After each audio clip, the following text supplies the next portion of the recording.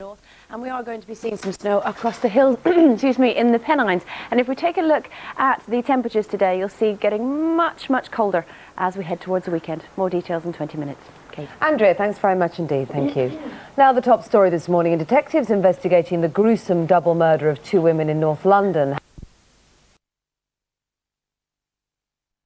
Team of specialist police officers.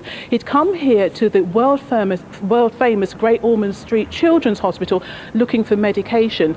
Interestingly enough, 2 days ago on New Year's Day, he spent 4 hours at another hospital in central London, again looking for medication for his condition diabetes. He was actually an outpatient at that hospital, and he gave his correct name, and this all happened just hours after police had named him and had issued his photograph, but somehow staff there just didn't make the connection. Now that might be because Anthony John Hardy looked a bit different from the picture that had been issued by police.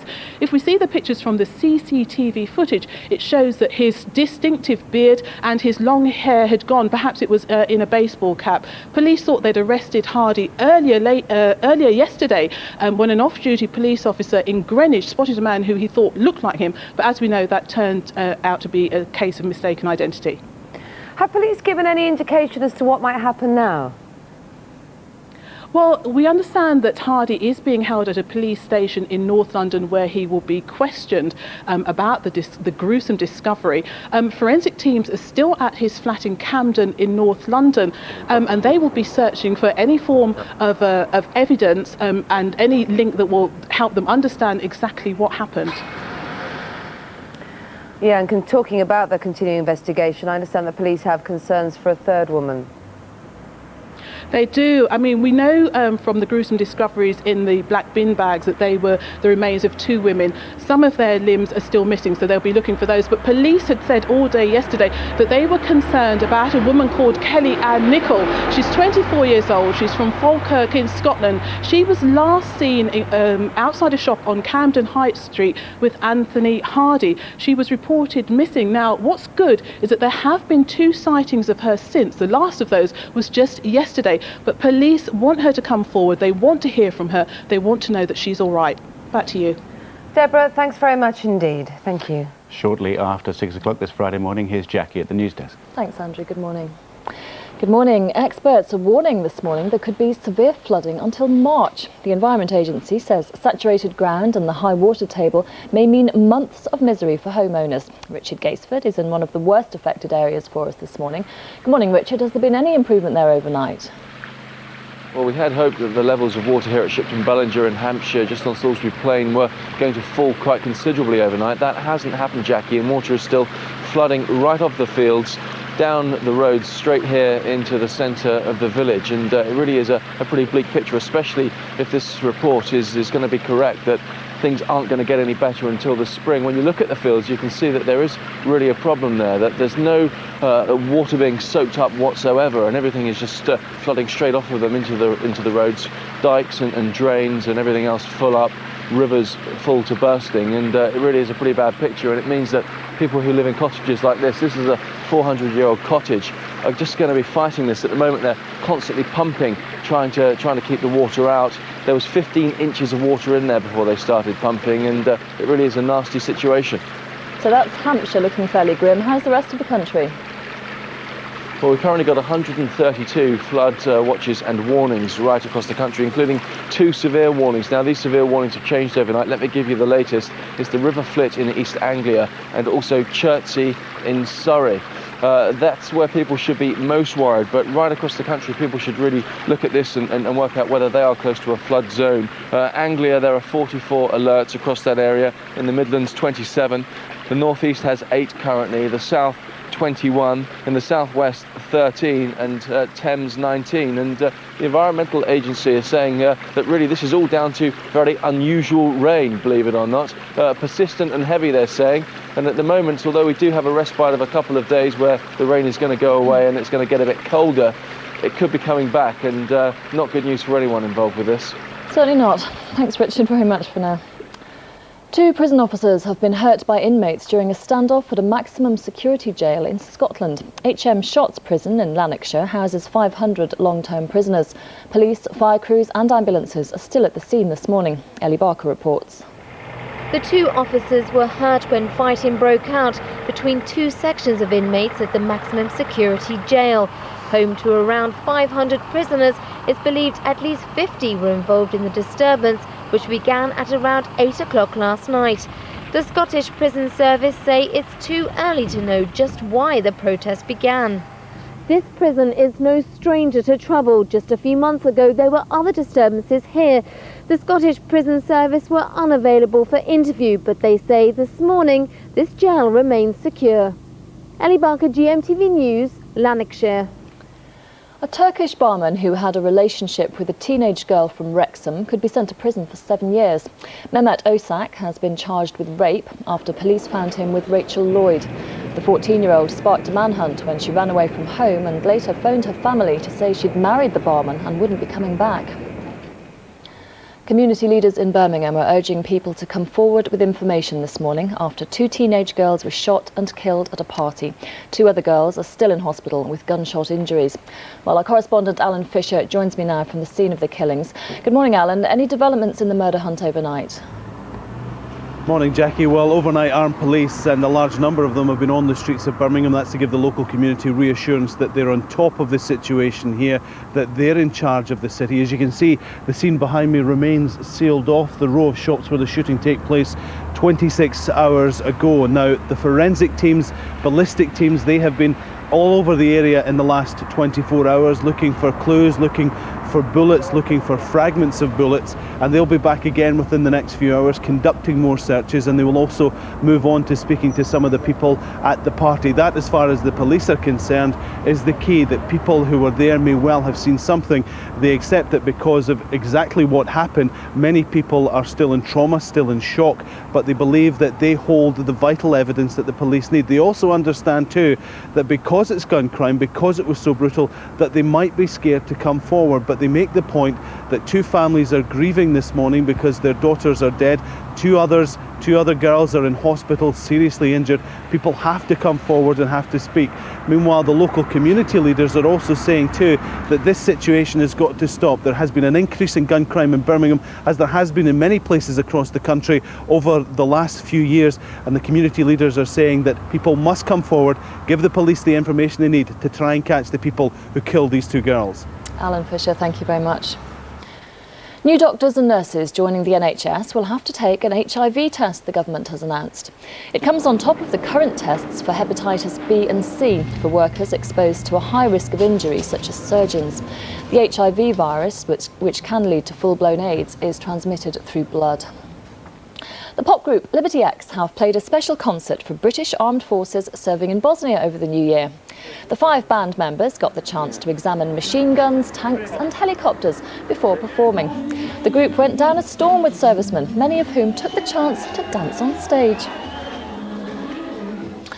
Finally, it can be pretty frustrating missing out on last orders at your local pub, can't it?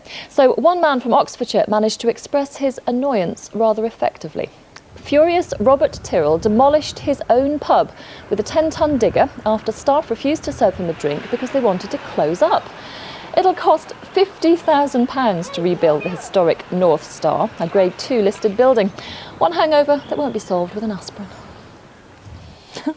It's 6:10. I'll be back at 6:30. Now back to Kate and Andrew. Thank you very much. That guy has a bad attitude. He's not good, is it? He's easy now. Okay, let's have a look at the papers this morning. The Independent this morning. Insurer refuses to cover Al-Qaeda attacks, it says, and this is the Norwich Union. They sent out their renewals, and they're not going to cover biological, dirty nuclear attacks and chemical attacks as well. And actually, they said, surprised more firms do not do this. When did insurance mean insurance? So that's the lead story there. In the Times this morning, 5 years for gun toting as girls die in a hail of bullets, and possible amendment to the Criminal Justice Bill by David Blunkett in the next few days. He might be tabling that one. It's not in response to Birmingham, but I mean it is sort of relevant to them, of course. A fifth of GPs want to quit, say The Guardian. That's in the next 5 years. We did that story yesterday. They go into quite a lot of details. And quite dramatic picture on the front of the Daily Telegraph, a simple picture, just the gun casings outside the hairdressing salon where those 2 girls died. More on that later in our programme. Yes, we're talking about that a lot later on in the news. And Daily Mail, as of many of the tabloids, actually lead on this story. The arrest of Anthony Hardy. Ripper case suspect is hell is the front page of the Mail. The Mirror has captured. The Sun has Ripper arrest, so looking at that on all the front page. Daily Express is a different story, though. This is a possible disappearance of your red post box. Royal Mail, of course, suffering problems. £1.5 million a day is what they're losing. And it's, of course, it's not just the nostalgia of losing the red post boxes, but it could mean that there's less access to posting your letters for people in rural areas. So already a campaign to stop that happening. Yeah, either that or pick one up now. Yes, you know what I mean? Become worth a fortune, Well, won't it? A feature, yeah. I was just thinking, I hope you're not encouraging people to steal red post boxes, but you're not, are you? You're meaning get them at auction. Good luck carrying it yes, if you do. exactly. Sport now at 12 minutes past 6, and Scotland's top players are waking up this morning knowing they can put their feet up for the next 3 weeks or something like that. The winter break, brought in because so many games were affected by the weather, has the added benefit of keeping the players fresh physically and mentally. They probably feel like they need it after yesterday's matches. Here with me is the former Celtic star, Paul Elliott. Good morning to you. Good morning. What's all this about a break-up in Scotland? I know. It's very nice. Well, yeah, it's good for the top players, isn't it? It gives them a chance to rest after such a long season, but more importantly, it's really because the adverse climate notoriously this time of year. So, you know, they're getting the benefits of that, and it's unfortunate that that's not really been applicable down here in the Premiership. I mean, when you think about what sort of Alex Ferguson was saying, and Sven-Göran Eriksson about in the World Cup, if our players had gone in fresh, well, Beckham perhaps wouldn't have had his broken foot or whatever. You know, all of these things do tend to happen. Injuries, illnesses, when you're fatigued. Is it a good idea to have a break? Andrew, it's a logical explanation, isn't it? And if you think probably in this country, you could look at the big leagues, France, Germany, Italy, Spain, they all have a break at some stage within for 2 weeks over the new year. And they certainly feel the benefits, but the difference is also they've got 18 teams in their number 1 leagues. We've got 20 in the Premiership. So logistically, it doesn't seem right, although I've always been a firm advocate of having the break. Do a little bit of football action. Celtic versus Aberdeen. It's almost, if Celtic don't win, they know they're going to drop points to, or they're going to drop behind Rangers, don't they? And they had a gilt-edged opportunity, didn't they? I mean, Larsson scored his 30th goal of the season, which is a phenomenal... This guy has a nose for the goal. Yeah, outstanding. I mean, that's an exquisite thing. Food and drink to a man of his quality. And obviously, Anderson equalised in what I must say a very good Aberdeen performance. And they were probably well worthy of the draw. But Celtic would be very disappointed because that would have narrowed the gap, with Rangers obviously getting a comfortable win at Dundee to 1 point. But it's those situations that they've really got to take maximum opportunity from. Let's do a little bit of Rangers versus Dundee. Another straighthtforward one, was it, for Rangers? Yeah, I mean, you know, they're head and shoulders in that division. I mean, they're far too strong. And, I mean, they're an outstanding side. And, you know, Ferguson obviously started the goal route. And then De Boer. Has it gone, the chance of Rangers and Celtic particularly playing the big English teams? I think so, I think politically it's a non-starter. I think UEFA certainly would look at that, but really they need consent from the local from their FAs. Yes. And the SFA, I don't think they would, because obviously the potential implications to Scottish football and all the other political ones too. Let's pop over to Edinburgh. Massive match yesterday. Phenomenal. What was that all about? Pulsating. Was it 4-2 to Hibs? At one point, well, no, it was 4-4 in the end. Yeah, 4-4 in the end, but 4-2 to Hibs, and Bobby Williamson, the Hibs manager, has never beaten. You know, exactly. I mean, that's going to kill him, isn't it? Yeah, I mean, they're great, those derbies, and this one in particular. It was Bremner, obviously. That's a shocker, isn't it? Absolutely, and it was a wonderful advertisement for Scottish football, I must say. I mean, they're very tough affairs, and then, you know, young Weir, only 18 years of age, coming as a substitute off the bench, and that ain't a bad finish, is it? Got his foot around it, didn't have a lot too much space to work in, and finished it rather well. You can tell what's happening with the camera there. That there's, you know, there's a great atmosphere up there, but now a bit of a break, so that's a good thing. How about you? Did you have a good Christmas, couldn't you? Nice and peaceful. Very good. You look serene this morning. Paul, thank you very much indeed. We're going to take a quick break now, but still let's come on the news out this morning. We're going to be chilling out with Penny as she takes her through her new yoga routines. My goodness, that looks almost painful. Yeah, some people just do it on a ball. She uses him. That's a good idea. Yes. And we're going to meet a mother and dad whose swift action helped save their daughter's life, thank goodness. She was struck down by meningitis. The number of cases doubles at this time of year, and a very familiar face is helping fight the killer disease. 30 seconds to tell you about meningitis and septicemia. Not much time. But with these diseases, speed is everything. The most obvious symptom is a rash that's still visible when pressed with a glass tumbler.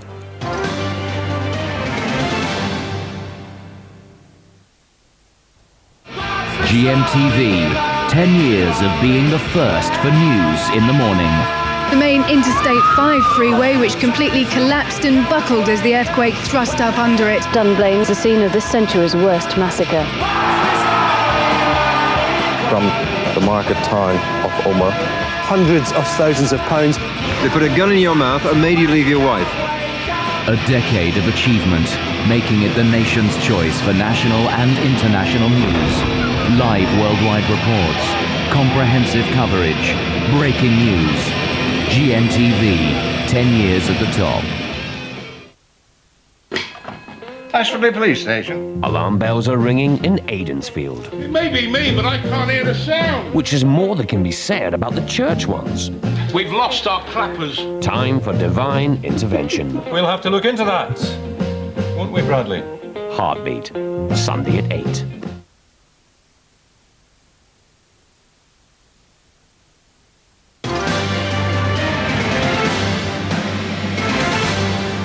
Hello again, welcome back. Now you're watching the News Hour on GMTV. In the morning headlines you're waking up to are that police are questioning a man in connection with the gruesome murders of 2 women in North London. There are growing concerns this morning for the safety of a third missing woman. 132 flood warnings remain around the country this morning. Homes in the Midlands and the South East have suffered the worst of the flooding.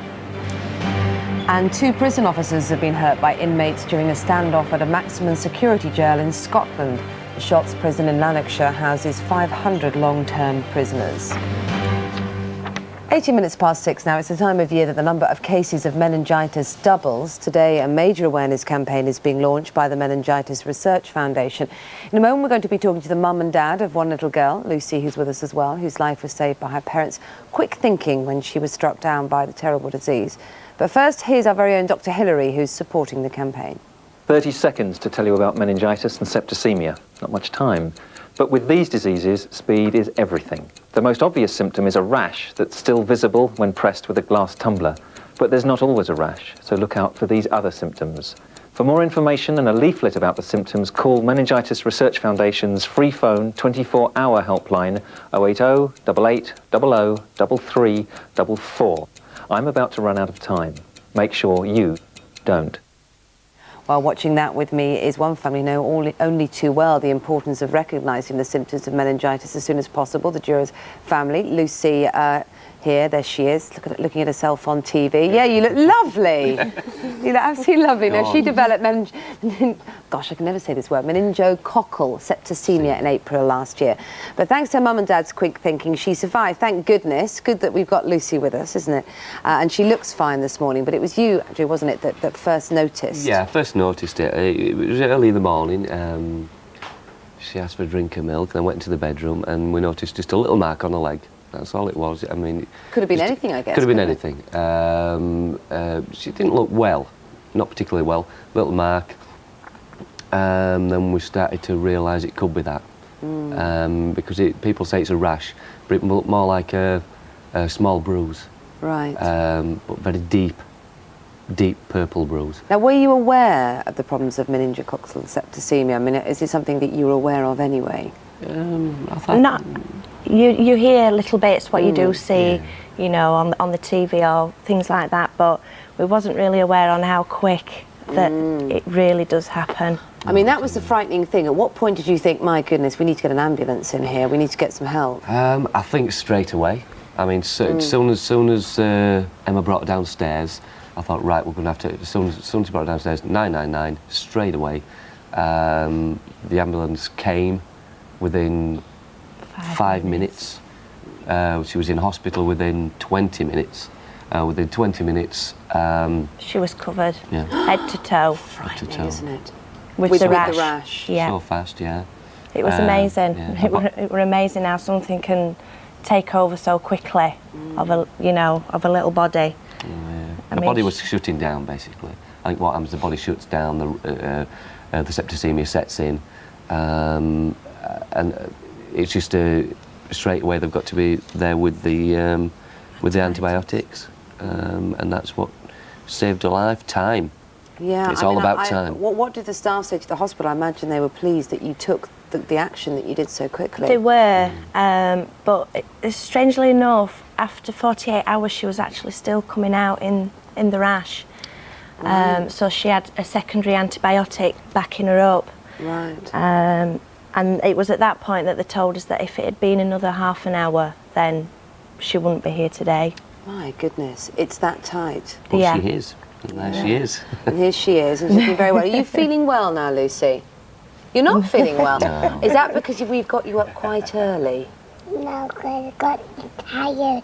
You're tired. Oh, I know how you feel, Lucy. Very tired. Oh, I know. We get you up very late, but you look much brighter and fresher than I do, so you're doing better than I am. I mean, she's obviously feeling well, and fortunately doesn't remember too much about the whole experience, which is good, I hope. Yeah, she still remembers bits. I mean, because obviously, like another thing with the disease, it eats away. It can eat away at the muscles, the tissue. A lot of people don't realise that. I mean, she's still got a mark on the leg, scars on the legs. Right. And it can be a very progressive disease. Got to be. It's time, as Dr. Hillary says. It's time. As soon as you know something, as well, maybe not straight to the doctor, because even doctors can't diagnose it. Parental instinct plays a small part as well, doesn't it? Yeah. Definitely. You trusted yourself, didn't you? I found after speaking to my own GP when he came out to see her when we was released from hospital, I said I felt that everything that I'd learned as a mother, I felt as if it had all just gone out of the window. And he says, well, no, he says, because it's that saved her. It's that instinct. It's that instinct. And it's knowing your own child, I guess. That's and right. Just knowing that something seriously is wrong Yeah. with them. I mean, we do have this new awareness campaign coming out. I mean, what would your message be to parents, do you think? What should they take away? I think message to parents is really the first thing to, if you notice any signs, because obviously the stiff neck, the frightened of bright lights, the rash, cold symptoms, because they all come in different, they don't all come in the same order. No. It can happen at different times. If you think it's that, with your instinct, 999, get the ambulance. Don't be straight afraid away. of being No. overreacting. No. Sometimes you're afraid as a parent, aren't you, to think, oh, I don't want to be seen to be the you can fussing mother or sometimes, yeah. father. But That's no, right. go. Yeah. Well, Andrew and Emma, congratulations. You did the right action, and Lucy's here because of that, and looking very well. So thanks very much for coming and telling us your story. Thank you. Yeah, you can find that free phone number, along with more ways to recognise the signs and symptoms of meningitis. There it is, the Meningitis Research Foundation, on the GMTV website. It's gm.tv, so we've got all the information there. 24 minutes past 6 is the time. You're watching the news hour here on GMTV. We're going to unwind for a moment, relax, chill out, with none other than our very own Penny Smith. She's been hard at work, if you can call it that, with Howard Napper on the island of Mallorca with more yoga in the sun. Yeah, next week you'll all have the chance to roll off those Christmas pounds by following Penny and Howard's latest yoga routines. It's not just losing weight, is it? It's a whole kind of posture and feeling good about yourself. Look what it really does for Penny. Well, exactly. So serene. It's amazing. Is she? She's 92, you know. If you can't wait, here's a little taster. I'm obviously joking.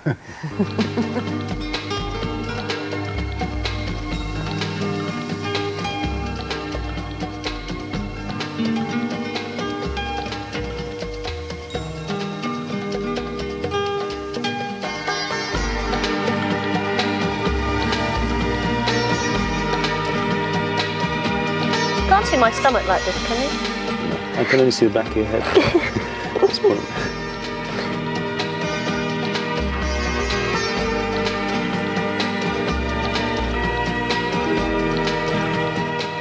I didn't realise you'd bend over backwards for me, Penny.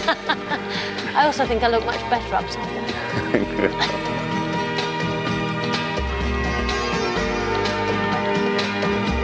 This is called the massage table. It's exactly what it is. Exclamation. Cool. Oh, I think I felt a bone crack.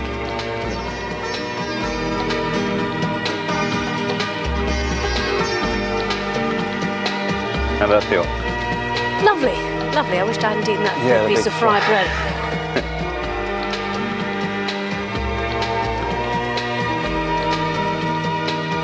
So should we go for a little walk around the pool? Well, better come back up, okay.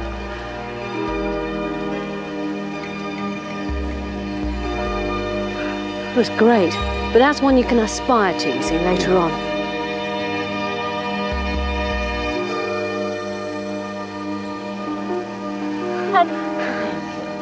Great, well done. Thank you. Good.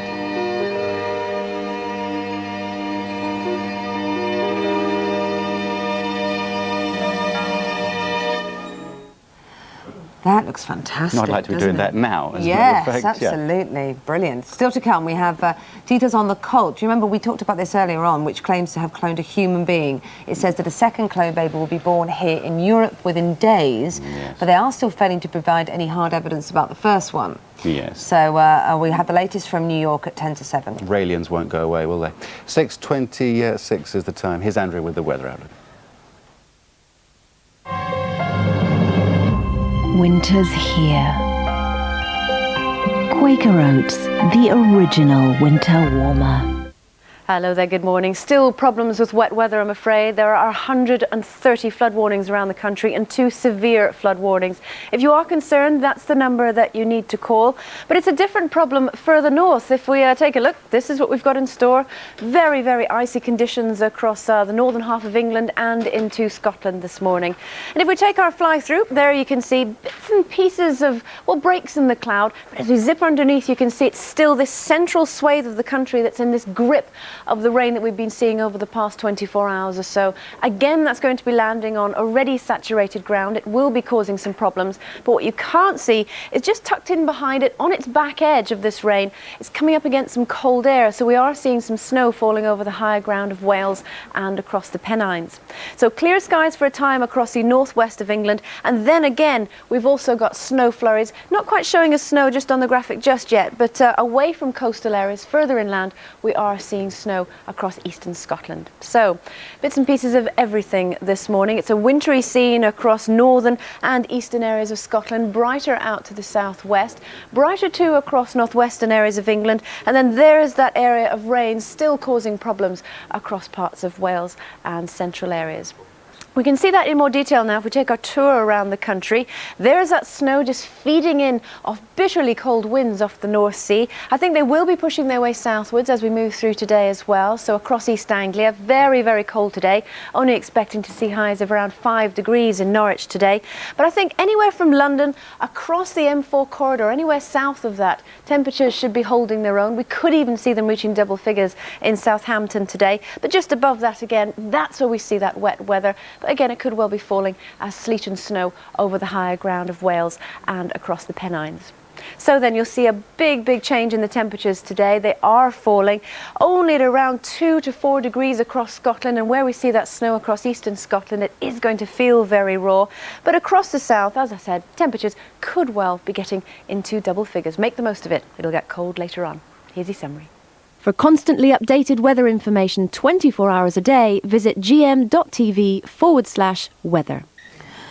Good morning to you. It's 6:29. It's Friday the 3rd of January. This is the news hour here on GMTV. This is what we've got coming up. Well, we're going to hear from the community in Birmingham, still stunned, of course, by the shooting dead of 2 of their teenagers. And we're going to have to get used to those floods, I think. Experts warn they could last until March. Top story this morning. Detectives investigating the gruesome double murder of 2 women in North London have arrested their chief suspect. Following a public appeal for help, 51-year-old Anthony John Hardy was detained near London's Great Ormond Street Children's Hospital last night. Well, Deborah Bain is outside the hospital this morning for us. Deborah, good morning. Can you tell us what happened? How was he arrested in the end? Good morning, Andrew. Well, it was Anthony Hardy's suffering from diabetes that brought him to Great Ormond Street Hospital. He was searching for medication. A team of specialist officers arrested him after a tip-off from staff here or a member of the public. I wonder what the police will do with him now. How are they going to treat him? Well, we understand that he's being held at a police station in North London. Forensic teams are still searching his flat in Camden, which is in North London. It's where the torso, where one of the women was found. Other body parts wrapped in black bin liners were found in the street nearby. And police have concerns for a 3rd woman, we understand. Nobody's seen her for a while. That's right. I mean, we know what we know about the 2 victims, the 2 women whose body parts were found wrapped in black bin liners, is that they're both white, they're in their 30s, one is in her 20s or in her late teens. But police said all day yesterday that they were very keen to talk to a woman called Kelly Ann Nichols. She's 24, she's from Falkirk in Scotland. She was last seen with Anthony Hardy on Camden High Street, outside a shop on Camden High Street. The good news, though, is that there have been 2 sightings since then, the last of those just yesterday. Police still want her to come forward. They still want to hear from her. They want her to help them with their investigation. Back to you. Thank you very much indeed. That's Kellyanne Nichols, a 24-year-old from Falkirk that everyone's looking for. OK. We're going to get you up to date with this morning's other news stories now. Jackie Cabler's at the news desk. Morning, Jackie. Good morning, Kate. Thank you. Good morning. Community leaders in Birmingham are urging people to come forward with information this morning after 2 teenage girls were shot and killed at a party. 2 other girls are still in hospital with gunshot injuries. Our correspondent Alan Fisher joins me now from the scene of the killings. Alan, good morning to you. Have there been any developments in the murder hunt? Well, it's just over 26 hours since the double shooting took place in the alley that you can see behind me. The police have been on scene since they were called in the early hours of yesterday morning. Overnight, a number of armed police have been on the streets of Birmingham. This is a response by the West Midlands Police to show that they're in charge of the situation, to try and reassure the local community.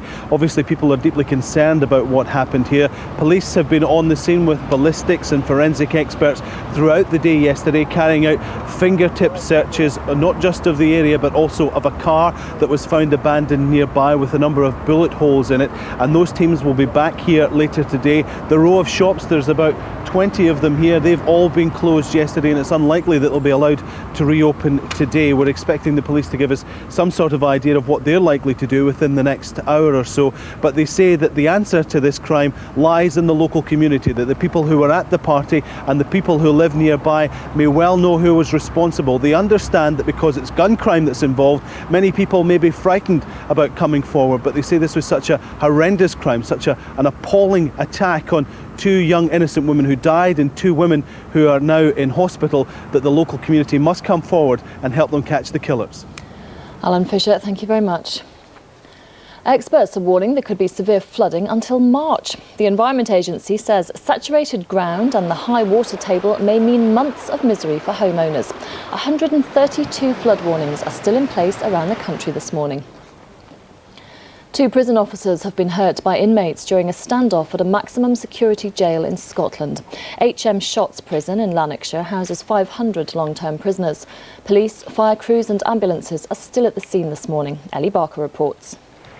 The 2 officers were hurt when fighting broke out between 2 sections of inmates at the maximum security jail. Home to around 500 prisoners, it's believed at least 50 were involved in the disturbance, which began at around 8 o'clock last night. The Scottish Prison Service say it's too early to know just why the protest began. This prison is no stranger to trouble. Just a few months ago, there were other disturbances here. The Scottish Prison Service were unavailable for interview, but they say this morning this jail remains secure. Ellie Barker, GMTV News, Lanarkshire. A Turkish barman who had a relationship with a teenage girl from Wrexham could be sent to prison for 7 years. Mehmet Osak has been charged with rape after police found him with Rachel Lloyd. The 14-year-old sparked a manhunt when she ran away from home and later phoned her family to say she'd married the barman and wouldn't be coming back. New doctors and nurses who join the NHS will have to take an HIV test, the government has announced. It comes on top of the current tests for hepatitis B and C for workers exposed to a high risk of injury, such as surgeons. The HIV virus, which can lead to full-blown AIDS, is transmitted through blood. Finally, it can be pretty frustrating missing out on last orders at your local pub. Well, one man from Oxfordshire managed to express his annoyance rather effectively. Furious Robert Tyrrell demolished his own pub with a 10-ton digger after staff refused to serve him a drink because they wanted to close up. It'll cost £50,000 to rebuild the historic North Star, a Grade 2 listed building, one hangover that won't be solved with an aspirin. Incredible. It's 6:35. I'll be back in half an hour. Back now to Andrew and Kate. Thanks very much indeed, Jackie. You only bought it last month. There's something a little confusing going on there, isn't It's just there? possible there might be more to that story than we know. Yeah, I think you might be right. Coming up on the News Hour this morning, as the hunt goes on for the gunman who killed 2 teenage girls in Birmingham, we're going to be talking to the local MP and an anti-guns campaigner about just how to tackle the growing problem of guns on our streets. And we're live to Hampshire for the latest on the floods this morning. It's not good news, I'm afraid. As we were hearing in the news, environmental experts are warning the floods could last for another 3 months. All the latest in around 10 minutes. But now for the news, the travel and that all-important weather in your area.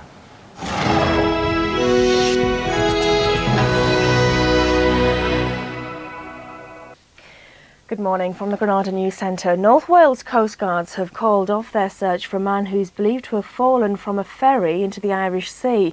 The man was reported missing from the Stena Explorer 22 miles before it reached Holyhead late last night. A rescue helicopter and a lifeboat have scoured the area, but emergency services say the man's hopes of survival look slim because of the atrocious weather. Detectives hunting the killer of an Oldham taxi driver at the weekend say both the victim's family and the police have been helped by the community's response to the death. 42-year-old Israr Hussain died after he was stabbed in the neck outside the Red Line public house in Leeds after an argument with a passenger. His attacker walked away towards nearby Benyon Street in the early hours of Saturday morning. The community have rallied round the family to a huge extent, to the extent that the support has come from far wider than Greater Manchester. It's certainly come from across the nation and further afield. And that support has helped the family to help me in the investigation, in finding out the information that I need to know about Mr. Hussain and the links to the offender that we may be able to develop in the course of time. A Salford teenager who disappeared after celebrating New Year's Eve in Manchester city centre has turned up safe and well.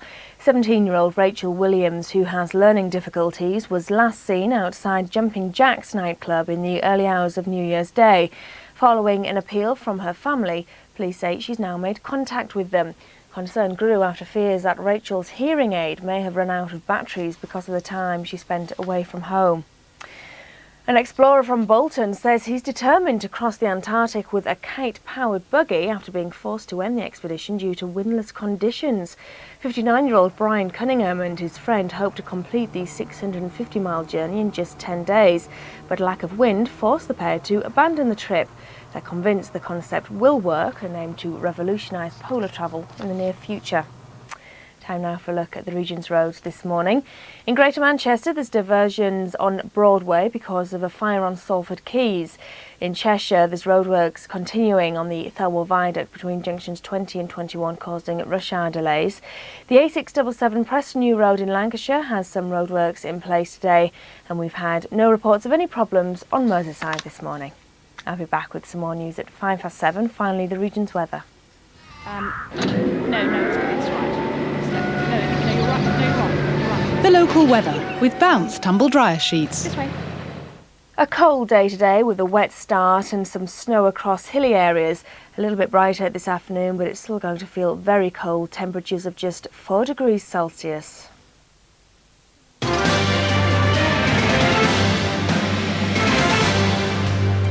Good morning to you, watching the News Hour on GMTV at 6:39. It's Friday the 3rd of January. Coming up, we have all the latest on the floods across the country, and we're off to New York, where claims that a second clone baby is about to be born have been greeted with scepticism. The front pages this morning, I'm going to start with the pink one. Arab leaders may ask Saddam to step down. This is very interesting. It says that Saudi Arabia is pressing Washington to allow the Arabs a last opportunity for a diplomatic breakthrough after January the 27th. And of course, the UN inspectors going back to the Security Council. It's a major story in the Financial Times this morning. Insurers refusing to cover Al-Qaeda attacks, you know, the biological, dirty nuclear attacks, chemical attacks. They're just refusing to cover it on regular household renewal policies. That's the Norwich Union doing that, says The Independent. And the Times this morning, 5 years for gun toting as girls die in a hail of bullets. Possible amendment to the criminal justice bill by David Blunkett. Not in a response to the shootings in Birmingham, but very pertinent at this time. It's in response to what the police have been saying to do for the last 2 months. We're going to be talking a bit more about that story in just a moment. Just to give you a quick look at the front pages of the tabloids now.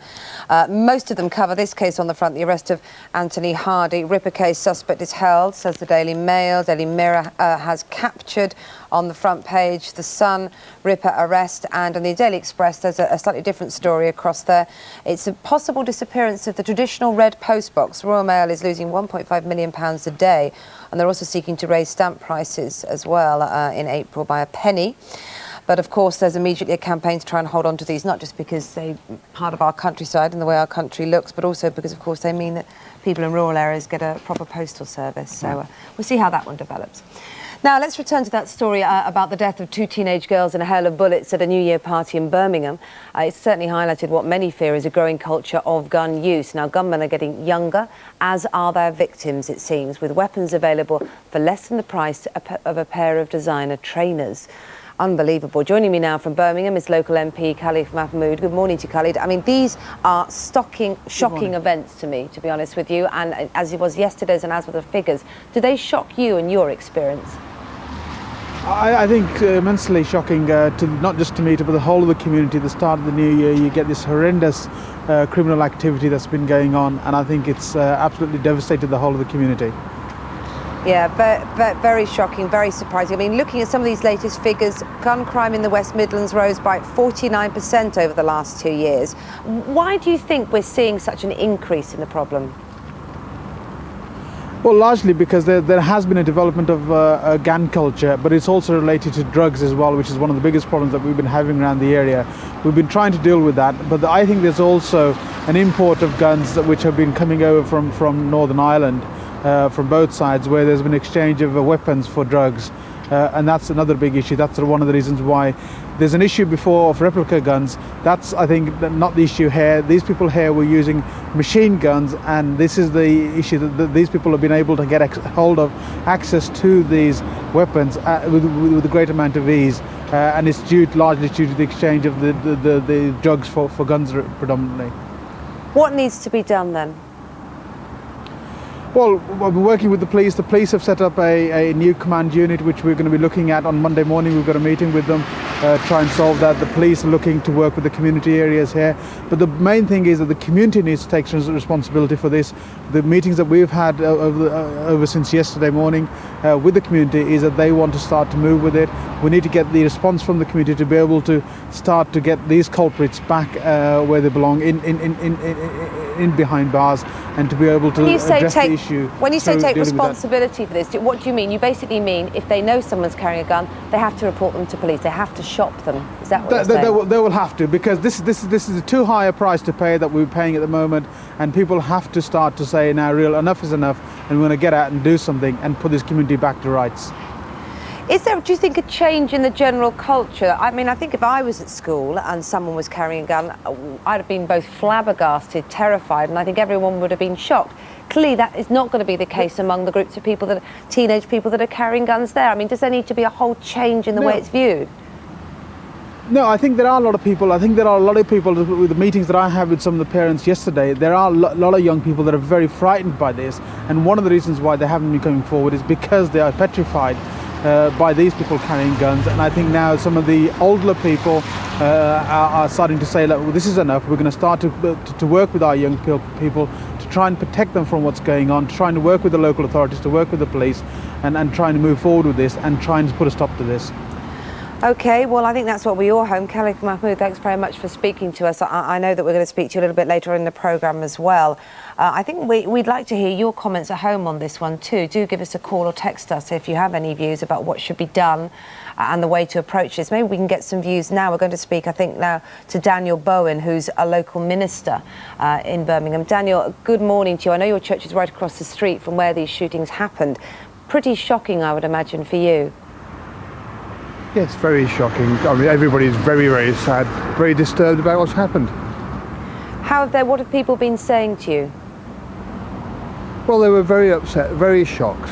I wouldn't like people to think that we live in an area where people live in fear all the time, that this violence is a very, very small minority. There are a lot of good people in this community, a lot of people with big hearts that actually work together, live together, and for this tragic thing to happen has really shocked them. It is, and maybe that's, I don't know if that makes things seem more confusing or less confusing, the fact that you're saying this isn't a bad neighbourhood in the traditional sense of it. There are lots of good people who live there, and yet still 2 teenage girls are dead. It seems to make it even harder to unravel the problem, doesn't it? It does in a way. I mean, we know that there is this drug culture. We know that there are drugs about. We know that there is a violent minority, but it is a very small minority. And I would echo the sentiment said earlier. The community has now to get together, have to work together to sort this out. They have to help the police, and we have to get to the bottom of it. Do you think there need to be changes in the law? There are discussions going on anywhere about a change in the criminal justice bill. I mean, does there need to be some kind of government approach to trying to tackle guns on the streets? I think there has to be something done, yes. What has to be done, I don't know. I certainly worry about the fear that some of the young people have who know what goes on, this fear of actually speaking out against it, yes. I mean, is that something that you feel that you could help with? Because I suppose, I know that you've been talking to lots of people in the community that are very upset, but you need to get to, I suppose, the people that know people who are carrying guns, who are going to be young people, who are going to be people who are scared of maybe people in authority. What can be done, do you think, to make them feel they can relate to those in authority and confide in them? We have to get out to the young people, we have to get out into the community. Those of us who are leaders of the community have to be out there and be with them. One of the I suppose, good things about my ministry here is that I actually live in the parish, I walk around the parish, I'm not frightened of guns, and I like to think that the people around me aren't either. But we've got to be there for people and give them the confidence to speak out. Well, Daniel Bowen, thanks for being with us this morning and for giving us your view on the situation. Hopefully something can happen soon to make the streets a lot safer place. Thanks very much for speaking to us this morning. Just gone 7:15 this Friday morning. You're watching the news out here on GMTV. These are the other headlines this morning. Police are questioning a man wanted in connection with the gruesome murders of 2 women in North London. There are growing concerns for the safety of a 3rd woman. 2 prison officers have been hurt by inmates during a standoff at a maximum security jail in Scotland. And new doctors and nurses who join the NHS will have to take an HIV test as well as tests for hepatitis B and C. Now it's dry this morning, thank goodness, bringing some respite to areas affected by flooding. But the bad news is that the misery could continue until the end of March. The Environment Agency is warning that saturated ground and the high water table mean the problems may have only just started. Well, Richard Gaisford is in Shipton Bellinger in Hampshire, where dozens of homes have been evacuated. Well, it seems like a few days in a row, Richard, we've seen you knee-deep in water. It looks pretty bad again. Yeah, it's certainly not dry in this particular part of Hampshire, Andrew. Everyone had hoped the water level here was going to fall dramatically overnight, and that just hasn't happened. It has dropped an inch or so, but not enough to really save people's homes here, because there's a lot of places underwater, and it's water that's coming off the fields. The River Bourne just is normally a little stream which goes down in a channel down the side of the high street here. Sometimes there's no water in it at all, so where all this water's come from, no one's quite sure, but it has meant really a night of misery for people who live here. The unfortunate driver of this car found himself in the river instead of on the road. Sometimes here in Hampshire, it's difficult to tell the difference. Well, this really illustrates the problem here. The fields are absolutely flooded. There's nowhere else for the water to go but into the lanes and then into the village. Many homes here in Shipton Bellinger have been evacuated, but the owner of this 400-year-old cottage, which featured in the Doomsday Book, is staying put, trying to pump as much water as possible out of his historic house. This is the worst by far. We were flooded 2 years ago, which we thought was the worst then, obviously. But it's come back with a vengeance. Well, it is difficult to believe that this raging river is normally the quiet little high street of a quaint English village. The village's flood warden is affected like his neighbours. It was the speed of the rising water that's left everyone in shock. Well, John Tidy's with me now. John, it was the speed, wasn't it, that caught everyone out here? Yes, unquestionably. It was the amount of water and the speed at which it came through. No way could that have been predicted. I mean, it is a raging torrent still. Can you see an end to it? No, I can't. Not for a long time anyway. I mean, we need a long period of dry weather, and then it would need a lot more work to be done, I think, lower down the river to help the water get away. We hear the Environment Agency today saying it could be the spring before this problem's sorted out. I mean, that's a big worry for people who live here, I should imagine. Yes, it is. It's a great concern to all of us that we're going to be here for so long, suffering from this amount of water. Now, the big question last night, speaking to everyone here, could something have been done about it beforehand? You had floods in 2000. It's worse this time around, we know that, but could something be done? It's difficult to say what. I think there's 2 aspects of it. One is flood prevention, and the other one is flood protection. I think, in a sense, we've got to look long and hard at the question of flood prevention. And flood protection, we're still doing it with sandbags, which we've been doing for a long time, the ubiquitous sandbag. Something needs to change, John. Thank you very much indeed. Well, you can see here, look at this. This is the high street. It is flooding right the way through. It's really not a pretty picture in what should be a wonderful part of the country. Richard, thank you very much indeed for that, and all the very best to all of those people. You can find out more on protecting your home against flooding on our website, which is gm.tv.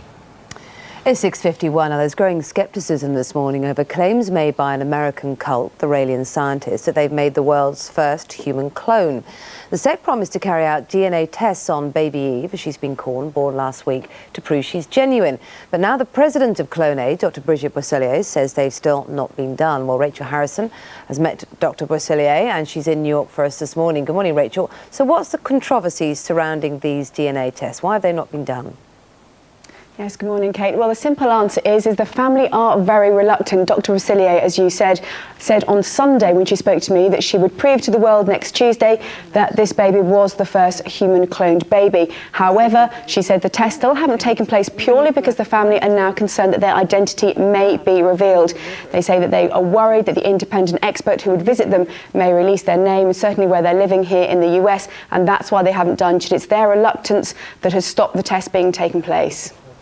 Yeah, the problem is, though, is that how can we be sure the claims, or anyone be sure the claims are true without that kind of genetic proof?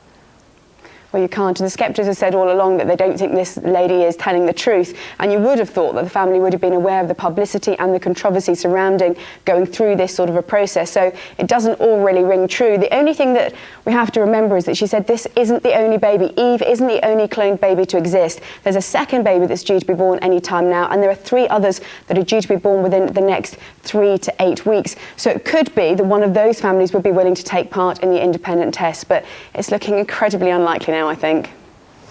OK, Rachel, I think this one's going to run and run, so I'm sure we'll talk about this one again. Should we talk about some showbiz now, though, and award ceremonies? There always seems to be one going on somewhere or another, isn't there? What's this latest one about? Well, it's the American Music Awards, which are kind of the pop version of the Grammys here, and they take place a little bit later on January the 13th here. But instead of people talking about who's going to win the awards, and bear in mind people like Elton John, Justin Timberlake, the girl who won American Idol, Eminem, they're all going to be there, but people aren't talking about who's going to win. They're talking about the goodie bags. Now, I'm astounded by this. These goodie bags are like no other. They're better and bigger than the ones that you get at the Oscars. £30,000 worth of freebies will be contained in these goodie bags, and they've got things like a trip to Orlando, a whitewater rafting trip in Chile, and things like a retro popcorn maker and a retro hot dog maker, which, to be quite honest, 1, would Elton John want any of those things, and 2, if he did, wouldn't he go and buy them himself? So I'm quite concerned about this, really. Oh, I'd go and hang around outside, Rachel, and see if you can get one. See if I can get them. Over to you, yeah. Now, listen, I've been looking through this list of New York's hottest bachelorettes and hot babes. I'm very shocked to see you're not down there. I know I've got such strong competition though, but you're right. There's a well-known fact here, which I didn't know, and maybe I'd have thought twice about coming here when I found out, but there are more eligible women here than there are men, and there basically aren't enough eligible men to go around. And they've done a top list of the 3, most eligible bachelorettes. They've done a whole list actually, but the ones that top them are Mariah Carey, because of course she's back on track now with not only her singing career, she's worth, I think she's got about $30 million in the bank, and she's also pretty stunning. She's looking pretty good at the moment. So Mariah Carey's there. Also is Gwyneth Paltrow. Of course, she was born in New York and has a flat here and is often staying in the city. She's one of Hollywood's toppest babes, absolutely stunning. But there's a name you haven't heard for a while, which is Monica Lewinsky. She's also there. She still hasn't found a man, but is still working here in the Big Apple. And then there's me. And I think I've got too much competition to beat with them, to be honest. You've got that killer English accent, though. When I was in New York, I discovered they quite like that. It's always a good one. I should hang on to that one, Rachel. You'll be there next year, I'm convinced of it. Good to speak to you. I hope so. And you, take care. You should try that accent in Wichita, Kansas. Does it go down a storm? Yeah, fantastic. Very, I found myself starting to useful. talk like Mary Poppins, though, by the end of it. Right, Julie Garraway and I will be back in a few minutes. Mariah Carey, Monica Lewinsky. You'd be taking on a lot, wouldn't you? Let's face it, you'd be taking on a lot. There'd be some issues. Right, we've got to go, although we're not going. No, we're coming back. That's it for News Hour. We're back with GMTV Today.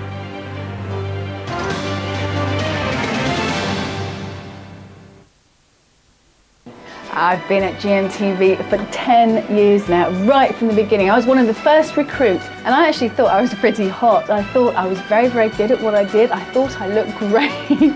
Looking back now, I look absolutely awful. A fashion disaster, I think we could say. From now on, your week's gonna come to a sticky end. Mrs. Hewitt and Dr. Goff are dead. Because on Fridays, the residents of Midsummer will be getting away with murder. Murder?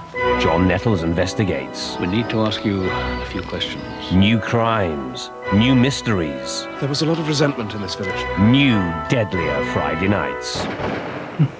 New Midsummer Murders, tonight at 8:30, ITV1.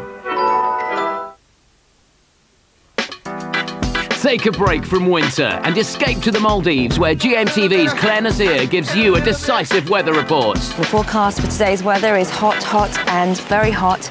Great Escapes 2003, a hot start for the new year on GMTV.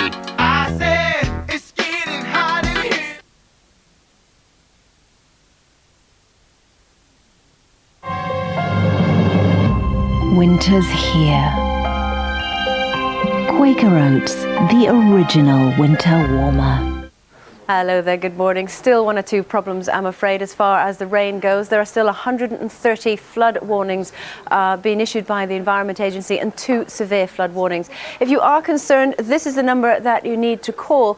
But there are different problems further north. We've seen cold air coming down from the north. It's already caused some snow over the higher ground of Scotland. Temperatures are dropping, so there's some icy conditions to be aware of this morning. So then, as we go through the cloud, you can see 1 or 2 breaks, but as we approach the Midlands, I'm afraid that's still the area that's seeing, well, the majority of the rain today. It's not going to be as heavy or persistent as the rain that we saw yesterday. And what you can't see on this is just tucked in behind it is because of the cold air it's coming up against in the north, we are seeing some snow as far south as mid-Wales, over the higher ground and across the Pennines as well. Also, this rain that you can see here, it's rain falling over the North Sea, but come inland a couple of miles, and it is falling as snow, as you can see on this graphic here. So a wintry start to the day across the north of Scotland, also across eastern parts of Scotland. Brighter elsewhere across southern areas of Scotland, northern areas of England. But we are still seeing 1 or 2 snow flurries across the hills in northern England today. Now, as we move into the afternoon, this is what we've got in store. As you can see, brighter spells across northern areas, those snow flurries continuing to push their way southwards, more especially across the east as that icy wind blows in off the North Sea. And don't be surprised if you see some snow flurries across East Anglia, Norfolk, Suffolk, perhaps not as far south as Kent. I think anywhere from London, drawing a line along the M4 corridor, anywhere south of that today, I think is going to hang on to the milder temperatures. To the north of it, we've still got problems with that rain falling on already saturated ground, but over the higher ground through areas of Wales, we will see more in the way of snow. Brighter spells expected for the West Country. Enjoy the mild temperatures as you've got them today, because temperatures are going to be dropping over the next 24 hours. You can see they're bitterly cold across Scotland, northern areas of England, faring better across southern counties. Here's your summary. For detailed local updates throughout the day, visit gm.tv/weather.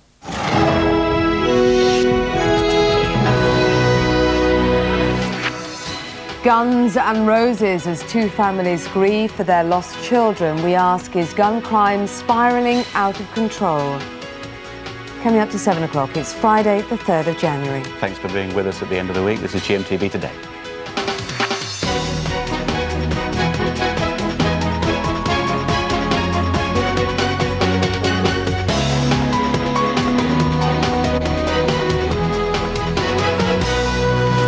Now, here are some figures to frighten you this morning. Would you believe there are more than 17,500 incidents involving guns every year? The latest in Birmingham has left 2 teenagers dead, while a national firearms amnesty begins soon.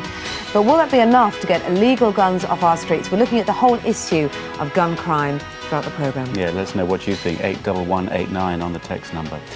Now, homeowners are being warned to get used to the floods. Experts say they could last for another 3 months. More details on that in a couple of minutes. On the showbiz front, actress Michelle Collins is here to brighten our skies. 2,000 acres of them, to be precise. New series starts tonight. It is tonight, Tonight, yes. Yeah, and she'll be here to talk about it. And to celebrate our 10 years of helping you wake up every morning, we're giving away £10,000 today. Actually, twice in the next hour and a half. So we're giving 20 grand away in 90 minutes. Nice. Good. Right now, though, let's catch up with all the news. Jackie Cabba's at the news this morning. Jackie. Thanks, Kate. Good morning.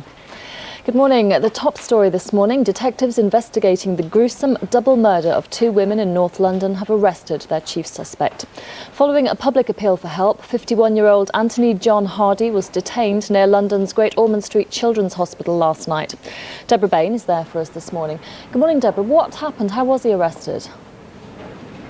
Good morning, Jackie. Well, Anthony Hardy suffers from diabetes, and it was his search for medication that eventually led to his arrest. 2 days ago, he tried to get medication at another hospital in central London without success. He came here to Great Ormond Street Children's Hospital last night. He was arrested at around 9 o'clock by a team of specialist officers acting on a tip-off. He's now being held at a police station in North London, where he will be questioned about the gruesome discoveries, and forensic scientists are still at his flat in North London. It's where the torso of one of the women was found, body parts wrapped in black bin liners.